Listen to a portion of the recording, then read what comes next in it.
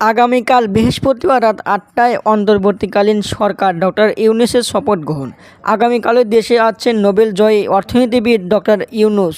আজ বিকালে ওয়াকারুজ্জামান বলেছেন, যারা এখনও সংঘাত সৃষ্টি করেছে আমরা তাদের ব্যবস্থা নেব এবং তাদেরকে আইনের আওতায় এনে বিচার করব। আগামী ৩-৪ দিনের মধ্যে দেশের পরিস্থিতি স্বাভাবিক হয়ে যাবে বলে জানান। এখন দেশের পরিস্থিতিতে নানা ধরনের গুজব ছড়ানো হচ্ছে। এমন গুজব আমাদের মধ্যে অস্থিরতা আনতে পারে। এরকম গুজবে জনগণকে কান না দেওয়ার আহ্বান জানান সেনাপ্রধান।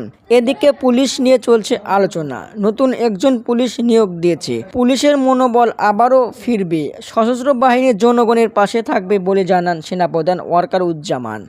দেশের উদ্দেশ্যে ডক্টর ইউনূস দিয়েছেন নতুন বার্তা।